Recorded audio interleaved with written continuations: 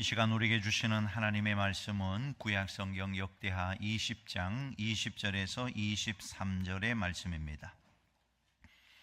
역대하 20장 20절에서 23절 말씀을 한 절씩 교독으로 봉독하시겠습니다.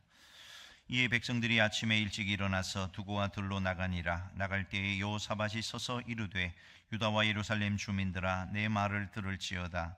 너희는 너희 하나님 여호와를 신뢰하라. 그리하면 견고히 서리라. 그의 선지자들을 신뢰하라. 그리하면 형통하리라 하고, 백성과 더불어 의논하고 노래하는 자들을 택하여 거룩한 예복을 입히고 군대 앞에서 행진하며 여호와를 찬송하여 이르기를 여호와께 감사하세, 그의 인자하심이 영원하도다 하게 하였더니, 그 노래와 찬송이 시작될 때에 여호와께서 복병을 두어 유다를 치러 온 암몬 자손과 모압과 세일산 주민들을 치게 하심으로 그들이 패하였으니 곧 암몬과 모압 자손이 일어나 세일산 주민들을 쳐서 진멸하고 세일 주민들을 멸한 후에는 그들을 서로 쳐 죽였더라. 아멘.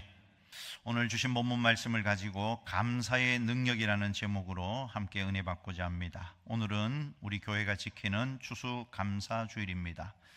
지난 한 해 동안 베풀어 주신 하나님의 은혜에 특별히 감사하는 절기입니다. 구약에 보면 이스라엘 백성들 하나님께서 1년 3차례 하나님 앞에 나와 감사절기를 지키라고 했습니다. 그것은 하나님은 이스라엘이 감사하는 민족이 되기를 원하셨던 것입니다.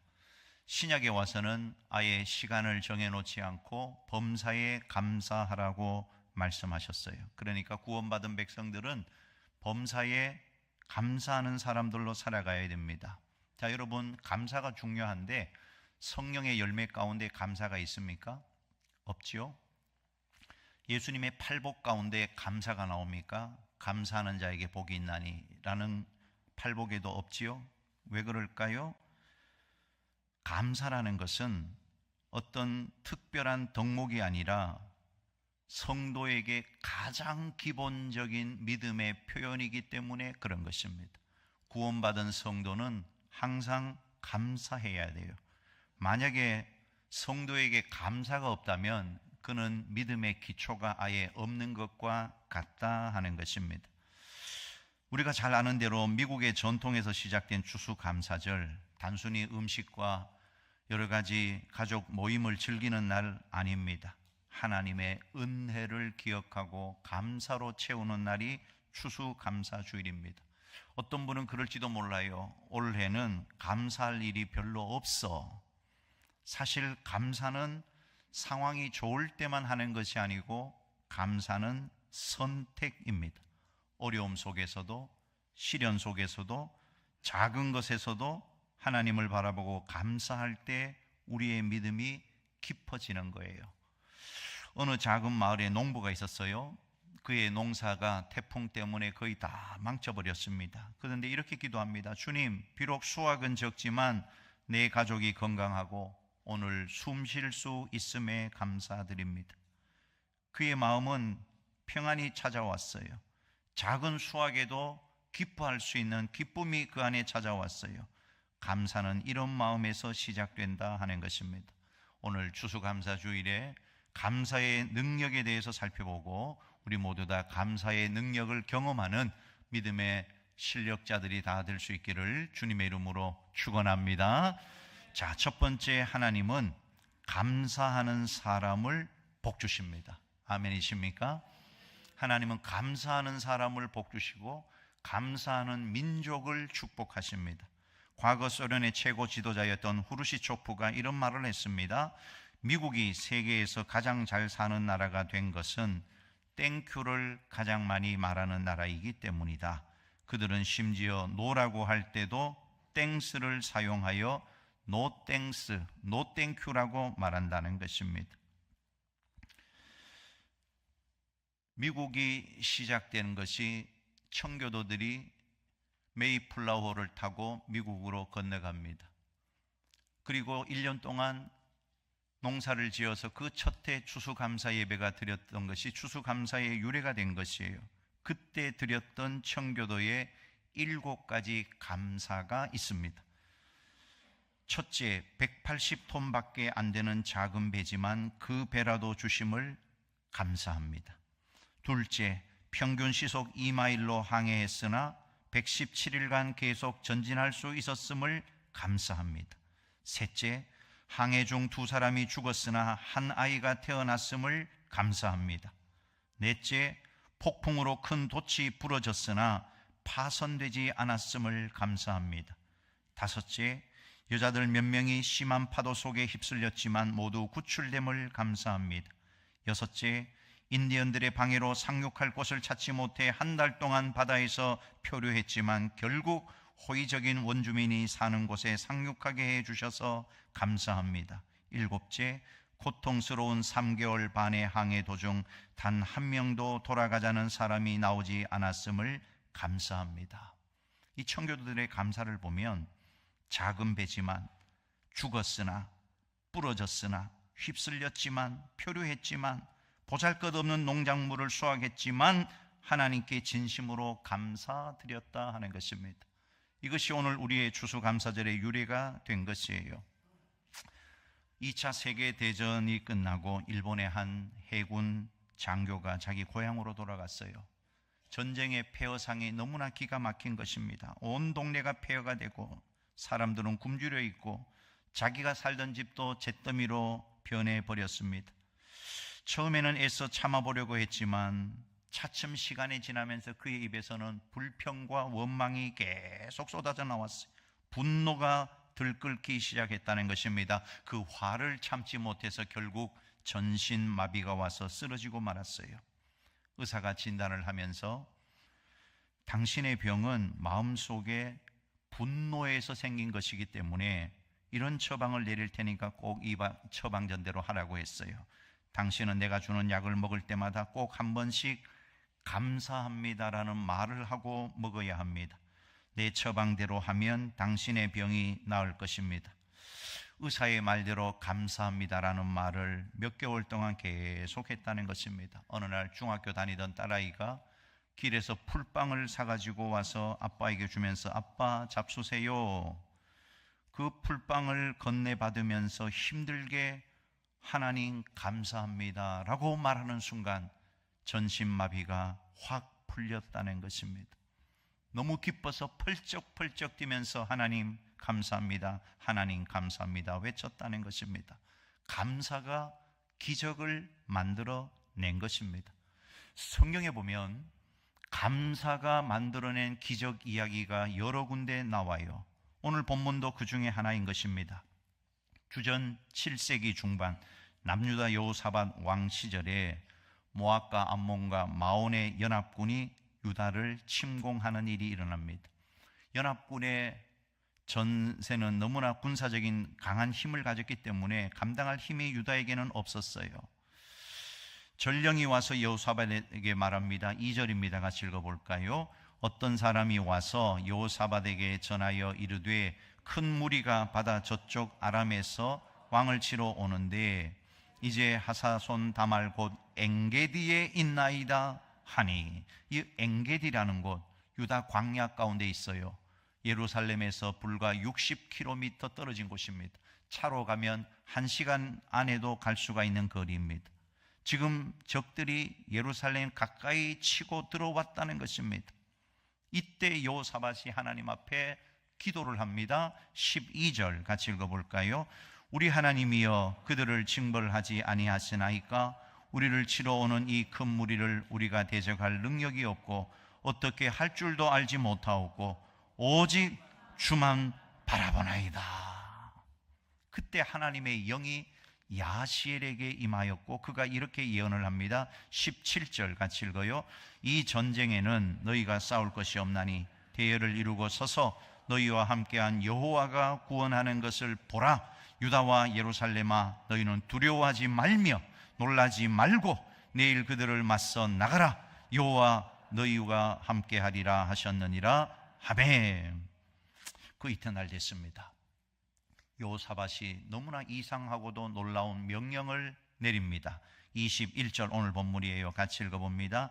백성과 더불어 의논하고 노래하는 자들을 택하여 거룩한 예복을 입히고 군대 앞에서 행진하며 여호와를 찬송하며 이르기를 여호와께 감사하세 그의 인자하심이 영원하도다 하게 하였더니, 여호사밧 왕이 잘 훈련된 특공대를 앞에 세운 것이 아니고 노래하는 찬양대원들을 앞에다가 세워서 여호와께 감사하세 그 인자하심이 영원하도다 찬양하게 했다 하는 것입니다. 그런데 보십시오. 이 찬양의 가사를 보면 이미 전쟁에서 이긴 것을 전제하고 미리 감사하고 있다는 것을 알 수가 있다는 겁니다. 미리 감사, 선불 감사를 한 거예요. 자, 이 전쟁의 결과가 어떻게 되었습니까? 22절 같이 읽어봅니다. 시작. 그 노래와 찬송이 시작될 때에 여호와께서 복병을 두어 유다를 치러 온 암몬 자손과 모압과 세일산 주민들을 치게 하심으로 그들이 패하였으니, 하나님이 복병을 숨겨놓으셨다가 그 복병들이 연합군을 무찔러서 맥없이 연합군은 무너지고 말았다는 것입니다. 자기들끼리 칼로 치고 서로 자멸하고 말았다는 것입니다. 아무것도 한 것이 없이 전쟁에서 승리한 유다, 전리품을 거두어 드리는 데만 3일이 걸렸다고 증언합니다. 이것이 여호사밧이 경험한 감사의 능력이다 하는 것입니다. 예수님께서도 오병이어의 기적을 행하실 때 감사로 기적을 일으키세요. 베스다 들녘에 수많은 사람들이 해가 지는 줄 모르고 예수님이 전하는 천국 복음을 경청하고 있습니다. 그때 제자들이 와서 주님, 이곳은 빈들이고 날이 저물어 가니 무리를 보내서 마을에 가서 무엇을 사서 먹게 하소서. 그때 주님이 뭐라고 말합니까? 너희가 먹을 것을 주라. 먹일 만한 음식이 아무것도 없어요. 찾아보니까 한 소년이 가지고 온 물고기 2마리와 보리떡 5개가 전부인 것입니다. 주님은 제자들에게 명하여서 무리를 잔디 위에 앉게 하고 이 물고기 2마리와 보리떡 5개를 들고 하늘을 향하여 감사 기도를 드리십니다. 그리고 나누어 주라고 했더니 거기에 모인 사람들이 다 배불리 먹고 12광주리가 남았다고 성경이 기록합니다. 정말 놀라운 오병이어의 기적이 일어난 거예요. 여기서 우리가 주목해야 할 것이 있습니다. 예수님께서 미리 감사 기도를 드리셨다 하는 것입니다. 축사하시고라는 말이 헬라어 율로케센, 감사하다, 축복하다. 영어 NIV 성경에 보면 He gave thanks. 날이 저물었어요. 더군다나 빈들입니다. 굶주린 사람이 5,000명, 남자만 5,000명이니까 여자와 아이를 합하면 2만 명이 넘는 인원들입니다. 예수님은 겨우 물고기 2마리, 보리떡 5개지만 하늘의 하나님께 감사부터 드렸다 하는 것입니다. 수많은 무리 앞에서 물고기 2마리 들고 보리떡 5개 들고 감사하는 그 예수님의 모습이 얼마나 우스꽝스럽습니까? 그런데 성경은 감사기도 이후에 놀라운 기적이 일어났다고 증언하고 있어요. 모인 무리가 다 배불리 먹을 때까지 예수님의 손에서 떡과 물고기가 떨어지지 않았고 계속 나왔다는 것입니다. 이것이 바로 예수님이 경험하신 감사의 능력, 감사의 기적입니다. 요한복음 11장에 보면 마르다와 마리아의 오라버니 나사로가 죽었다가 살아난 기적 이야기가 나와요. 자, 나사로가 병들었을 때 마르다와 마리아가 예수님이 좀 일찍 와주셨으면 우리 오빠가 살아날 수 있었을 텐데 예수님이 너무나 늦게 오셨어요. 나사로는 죽었고 이미 장사한 지 나흘이 지난 때 예수님이 오신 겁니다. 슬퍼하는 마르다와 마리아를 데리고 무덤으로 가세요. 무덤은 굴이었고 돌로 막혀 있었는데 예수님이 돌을 옮겨 놓으라. 그리고 눈을 들어 아버지 하나님께 감사 기도를 드립니다. 여러분, 이게 가능할까요? 장사 지낸 지 나흘이 되었습니다. 무덤 앞에서 어떻게 감사 기도를 할 수 있겠냐는 겁니다. 우리 성경 요한복음 11장 41절 42절 읽어요. 돌을 옮겨 놓으니 예수께서 눈을 들어 우러러 보시고 이르시되 아버지여, 내 말을 들으신 것을 감사하나이다. 항상 내 말을 들으시는 줄을 내가 알았나이다. 그러나 이 말씀 하옵는 것은 둘러선 무리를 위함이니 곧 아버지께서 나를 보내신 것을 그들로 믿게 하려 함이니이다. 그리고 무덤을 향하여 나사로야 나오라 무덤에서 나사로가 걸어서 살아나온 것입니다. 여기서도 예수님께서 무덤 앞에서 감사 기도를 드렸어요.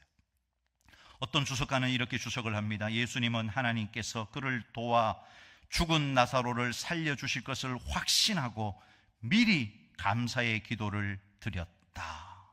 하나님의 응답을 확신했기 때문에 미리 감사했다는 것입니다. 사람들은 대부분 결과를 보고 감사를 합니다. 그러나 예수님은 일의 결과는 하나님께 온전히 맡기고 일의 그 과정 속에서 일이 아직 진행되고 있는 도중에 미리 감사를 드렸다 하는 것입니다. 자, 우리 따라해 보십시다. 미리 감사, 선불 감사. 여호사밧도 예수님도 하나님을 신뢰했기 때문에 일의 결과를 보기 전에 미리 감사했고 그 감사가 기적을 일으키는 것을 경험했다 하는 것입니다. 오늘 우리 믿음의 성도들, 상황과는 관계없이 하나님 앞에 믿음으로 일의 결과는 하나님께 다 맡기고 그 일의 과정 속에서 미리 감사, 선불 감사함으로 말미암아 감사의 능력과 기적을 경험하는 위대한 하나님의 성도들이 다 될 수 있기를 주님의 이름으로 축원합니다. 두 번째, 감사하기로 마음을 정하라 하는 것입니다.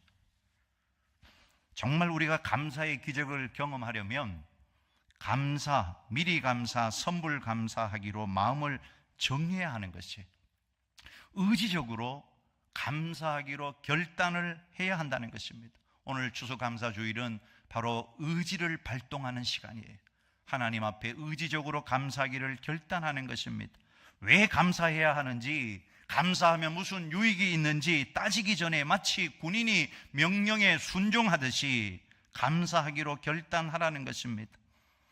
여러분, 감사할 것이 하나도 없다고 생각된다면 기름을 짜듯이 머리를 쥐어짜 보라는 것입니다. 생각지도 못한 감사한 일들이 떠오르게 될 거다 하는 것입니다. 여러분, 감사는 감정의 산물이 아니라 오직 우리의 의지에서 나와야 하는 것이에요. 감정이 동해서 하는 것이 결코 아니라는 것을 기억하셔야 합니다. 성경에서 말하는 감사는 기쁜 일이 생기고 좋은 일이 생겨서 저절로 나오는 것이 아니고 아무것도 없어도 여전히 어려워도 하나님을 신뢰하기 때문에 의지적으로 해야 하는 것이 감사라고 가르치고 있다는 것입니다. 오늘 우리는 어떤 상황에서도 감사할 수 있어야 해요. 어느 교회 집사님이 암 진단을 받았습니다. 처음에는 마음이 무너졌지만 기도 중에 마음에 감동이 왔어요. 아무개야, 감사한 일을 찾아보아라. 아니 주님, 내가 암 진단 받았는데요, 이제 죽게 생겼는데요, 뭘 감사해요? 그런데 하나님의 말씀에 순종해서 병상에 누워서 노트에다가 감사한 일을 하나씩 적기 시작했습니다. 아침에 눈을 떴을 때 감사, 가족이 함께 있어서 감사, 의사가 치료를 해줌에 감사, 교회 성도들이 중보기도 해줌에 감사. 하루 이틀 100일이 지났을 때, 일주일이 지났을 때 100가지 감사가 채워졌다는 것이, 놀랍게도 감사가 쌓일수록 이 집사님의 얼굴에 미소가 찾아오고 평안이 찾아왔다 하는 것입니다. 나중에 이 집사님이 이렇게 고백합니다. 병은 여전히 있었지만 제 마음은 완전히 회복되었습니다. 감사는 상황을 바꾸지 못해도 우리의 마음을 바꾼다는 것을. 우리가 앞서 불렀던 찬송가 429장, 미국 감리교 목사인 오트만이 작사한 곡입니다. 감사하기로 결단하는 것이 얼마나 중요한가를 이 찬송가 가사가 우리에게 알려주고 있어요. 1절 한번 읽어볼까요? 세상 모든 풍파 너를 흔들어 약한 마음 낙심하게 될 때에 내려주신 주의 복을 세어라. 주의 크신 복을 내가 알리라. 어떤 상황입니까? 세상 풍파에 시달려서 낙심하게 됐어요. 남편은 실직당하고, 친정엄마는 암이라고 하고, 자녀들은 학교에서 시험을 망쳤다고 우울해합니다. 그때 어떻게 해야 하겠습니까? 세상 풍파가 우리를 막 흔들어댈 때 우리의 본능은 원망하고 불평하고 낙심을 말하겠지만 그 순간 의지적으로 하나님의 복을 세어 보라는 것입니다. 그게 믿음인 것입니다. 그때 기적이 일어나는 것이, 감사의 기적이 일어나는 것입니다. 2절 가사도 한번 읽어보십시다. 세상 근심 걱정 너를 누르고 십자가를 등에 지고 나갈 때 주가 내게 주신 복을 세어라. 두려움 없이 항상 찬송하리라. 십자가를 등에 지고 나갈 때, 사명이 무거워 마음이 무너질 때, 가정생활이 힘들 때, 직장생활이 고달플 때 우리가 뭘 해야 하겠냐는 것입니다. 그때 그동안 베풀어 주신 하나님의 복을 세어보아야 한다는 것입니다. 그 복을 세어볼 때 다시 사명을 가지고 일어설 수 있게 된다 하는 것입니다. 오늘 추수감사주일에 다시 한번 복을 세어보시기를 바랍니다. 하나님께 의지적으로 감사하기로 마음을 정하는 오늘 이 하루가 될 수 있기를 주님의 이름으로 축원합니다. 마지막 세 번째입니다. 감사가 습관이 되게 하라 하는 것입니다. 정말 우리가 감사의 능력을 경험하려면 감사 체질, 감사 습관이 되어야 돼요. 감사는 저절로 되지 않습니다.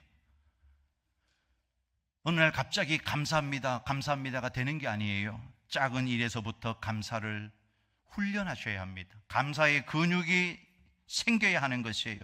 아침에 눈을 떴을 때 하나님 오늘도 눈을 뜨게 하심에 감사합니다. 오늘 아침에 눈을 뜨자마자 감사하신 분만 손들어 보시기 바랍니다. 예, 그래야 되는 거예요. 이제 내일부터 다 똑같이 아침에 눈만 뜨면 하나님 눈을 뜨게 해주셔서 감사합니다. 살아있어서 감사합니다.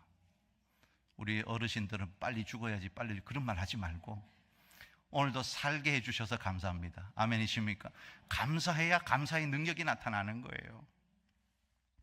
식탁 앞에서 오늘 또 먹을 것을 주셔서 감사합니다. 하루가 힘들었어요.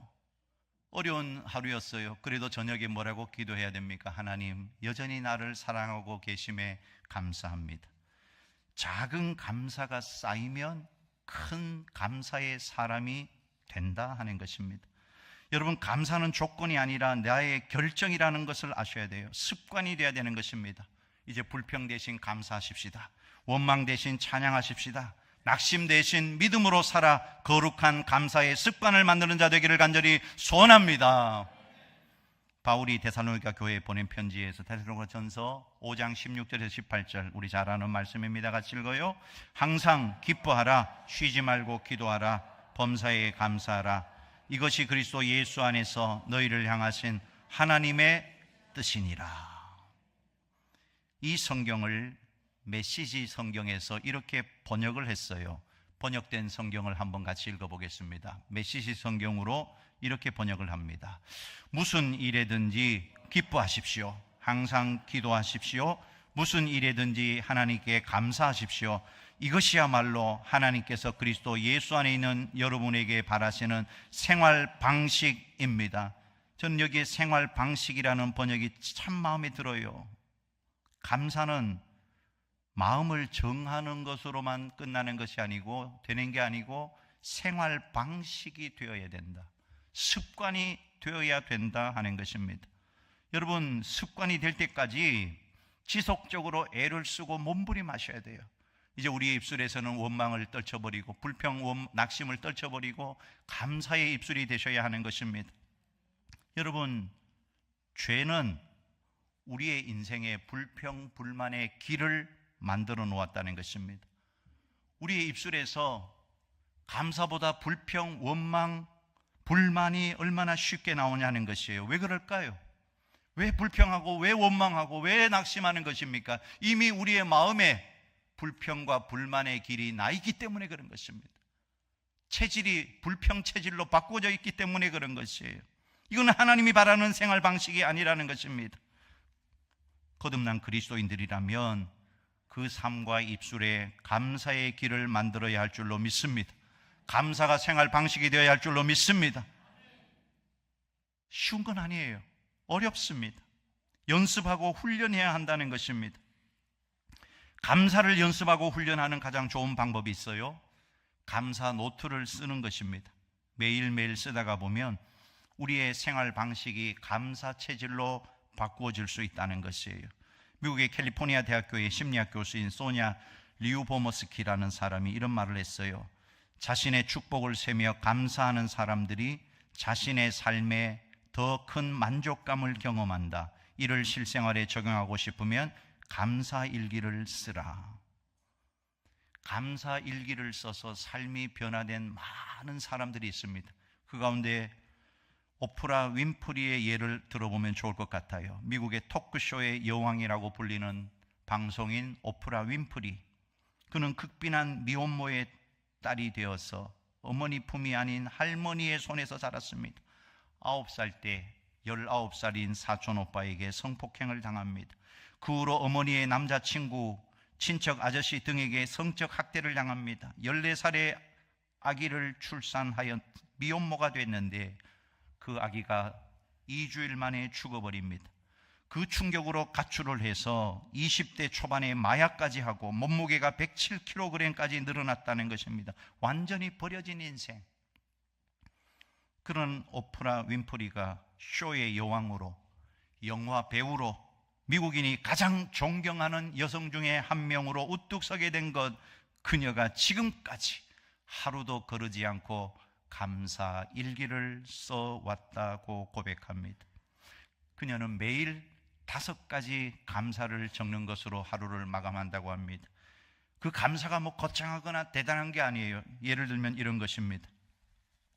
지극히 일상적인 것입니다. 오늘도 거뜬하게 잠자리에서 일어날 수 있어서 감사합니다. 유난히 눈부시고 파란 하늘을 보게 해주셔서 감사합니다. 점심때 맛있는 스파게티를 먹게 해주셔서 감사합니다. 오늘 점심때 봉사부가 여전도 회원들이 맛있는 점심을 준비했어요.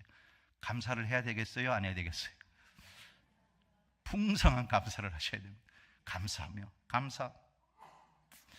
얄미운 짓을 한 동료에게 화내지 않았던 제 참을성에 감사합니다. 좋은 책을 읽었는데 그 책을 써준 작가에게 감사합니다. 감사 노트를 기록한 것이 오늘의 그녀를 만든 원동력이 되었다는 것입니다.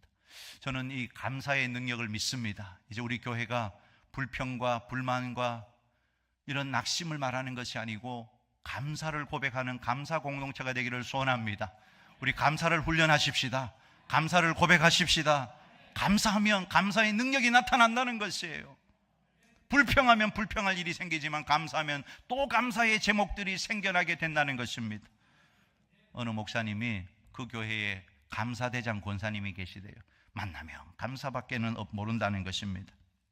그래서 어느 날 그 노 권사님에게, 나이 많은 권사님에게 물었어요. 권사님은 언제나 감사를 그렇게 많이 하는데 그렇게 감사하는 이유가 무엇입니까? 그녀가 웃으며 대답합니다. 목사님, 숨 쉬는 것도 감사하고. 아멘 좀 하소. 오늘 숨 쉬는 것도 감사할 수 있어요. 밥 먹는 것도 감사하고. 여러분, 식욕이 떨어진 사람은 밥도 못 먹어요. 여러분, 밥을 먹을 수 있는 것도 감사하고. 아멘이십니까? 아직 죽지 않은 것도 감사하지요. 빨리 죽어야지 그런 말 하면 안 돼요. 그게 불평인 것입니다. 감사하면 하나님이 아름답게 그 마지막을 영화롭게 하실 줄로 믿습니다. 아직 죽지 않은 것도 감사하고. 감사할 것이 얼마나 많아요. 목사님이 그 말을 듣고 크게 깨달았다고 합니다.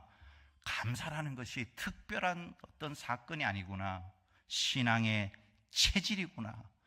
저 권사님은 신앙의 체질이 감사 체질이 되어 있는 거예요. 자, 옆에 있는 분과 인사하십시다. 감사 체질이 됩시다. 이제는 우리의 생활 방식이, 신앙의 체질이 입만 열면 감사합니다. 감사합니다. 옆에 분에게 감사를 한번 고백해 보시기 바랍니다. 뭐라도 좋으니까 내 옆에 앉아 주셔서 감사합니다를 하든지, 오늘 당신을 보니 감사가 들고 행복합니다.